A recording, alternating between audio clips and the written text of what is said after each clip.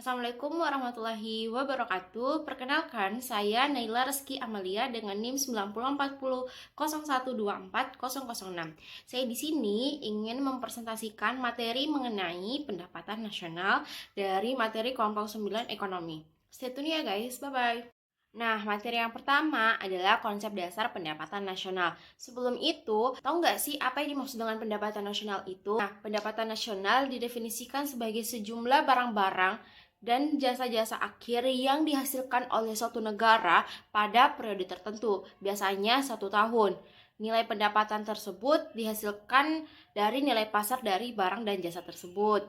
Nilai pasar tersebut adalah arti nilai kotor atau bruto, karena tidak seluruh produk yang dihasilkan pada periode tertentu merupakan penambahan pada produk yang sudah ada, khususnya untuk barang modal. Adapun faktor-faktor yang mempengaruhi pendapatan nasional, yaitu yang pertama adalah permintaan dan penawaran agregat. Dengan adanya permintaan dan penawaran agregat ini akan menunjukkan antara hubungan keseluruhan permintaan terhadap barang dan jasa sesuai dengan tingkat harga. Yang kedua adalah konsumsi dan tabungan. Konsumsi adalah pengeluaran total untuk memperoleh barang dan jasa dalam suatu perekonomian dalam jangka waktu 1 tahun. Sedangkan tabungan adalah bagian dari pendapatan yang tidak dikeluarkan untuk melakukan konsumsi. Yang ketiga adalah investasi. Investasi ini adalah semua pengeluaran yang digunakan untuk menciptakan modal baru.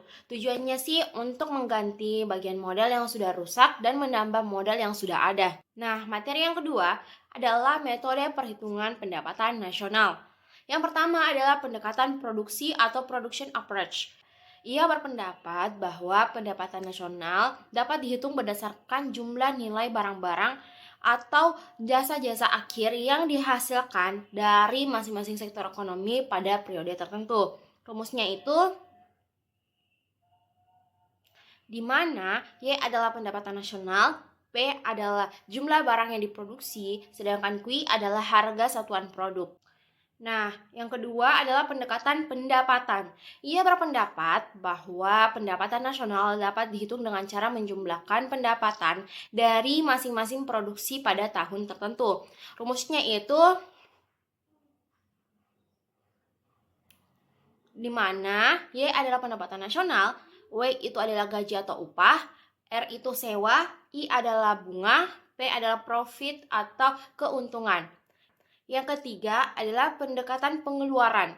Ia berpendapat bahwa pendapatan nasional ini dapat dihitung dengan cara menjumlahkan pengeluaran dari masing-masing pelaku ekonomi pada periode tertentu. Rumusnya itu di mana Y adalah pendapatan nasional, C adalah konsumsi, I adalah investasi, G adalah pengeluaran pemerintah, X adalah ekspor, dan M adalah impor. Berikutnya, materi yang ketiga adalah konsep lain pendapatan nasional. Adapun konsep dari konsep lain pendapatan nasional ini yakni yang pertama adalah Gross National Product atau GNP atau Produk Nasional Bruto atau PNB, merupakan nilai produk berupa barang dan jasa yang dihasilkan oleh penduduk suatu negara dalam suatu periode, biasanya 1 tahun, termasuk barang dan jasa yang diproduksi oleh warga negara yang berada di luar negeri. Yang kedua adalah Net National Product atau NNP atau Produk Nasional Neto atau PNN, adalah jumlah barang dan jasa akhir yang diproduksi oleh suatu negara baik masyarakat maupun pemerintah pada tahun yang bersangkutan, dikurangi dengan penyusutan alat-alat produksi yang sedang digunakan. Rumusnya, nah yang ketiga adalah Net National Income atau NNI atau pendapatan nasional neto atau PNN, meliputi pendapatan rumah tangga, bisnis, dan pemerintah yang dihitung berdasarkan manfaat atau balas jasa yang diterima oleh masyarakat sebagai pemilik faktor produksi tersebut. Nah, rumusnya yang dimana IT itu adalah pajak tidak langsung, TR adalah transfer atau subsidi dari perusahaan, GCS adalah surplus perusahaan pemerintah. Yang keempat adalah personal income atau pendapatan perorangan, merupakan jumlah pendapatan yang diperoleh setiap orang dalam suatu negara. Rumusnya yaitu yang kelima adalah disposable income atau pendapatan siap pakai, merupakan pendapatan siap atau langsung dapat digunakan untuk konsumsi barang dan jasa ataupun untuk ditabung. Rumusnya itu di mana DT ini adalah pajak langsung. Yang keenam adalah consumption, merupakan jumlah pendapatan yang siap dimanfaatkan dikurangi dengan tabungan yang dilakukan oleh para konsumen. Rumusnya adalah, itulah tadi konsep dalam perhitungan pendapatan nasional. Adapun keterkaitan mereka antara satu sama lain yakni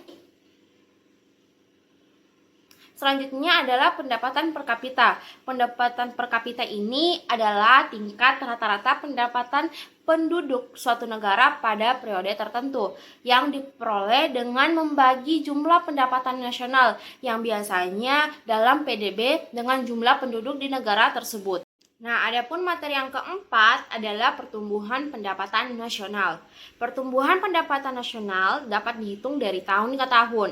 Untuk melakukan perbandingan antara tahun-tahunnya, ada kendala yang dapat menyebabkan ukuran tersebut bias, yaitu perubahan kondisi ekonomi dari tahun ke tahun selalu mengalami perubahan. Paling tidak ada dua kondisi yang selalu mengalami perubahan, yaitu yang pertama adalah perubahan tingkat kegiatan ekonomi. Yang kedua adalah perubahan harga. Untuk mengatasi kedua perubahan tersebut, maka perubahan tingkat harga antara tahun harus diperhitungkan dalam perhitungan pendapatan nasional.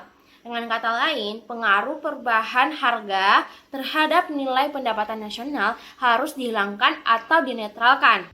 Yang kelima adalah perbedaan antara GDP dan GNP. Adapun perbedaan konsep antara GNP dan GDP ini adalah karena perbedaan dalam perhitungannya, maka nilai GDP dan GNP ini pasti akan juga berbeda, tergantung pada kondisi perekonomian suatu negara. Biasanya, untuk negara yang berkembang seperti Indonesia ini, nilai GDP lebih besar daripada GNP.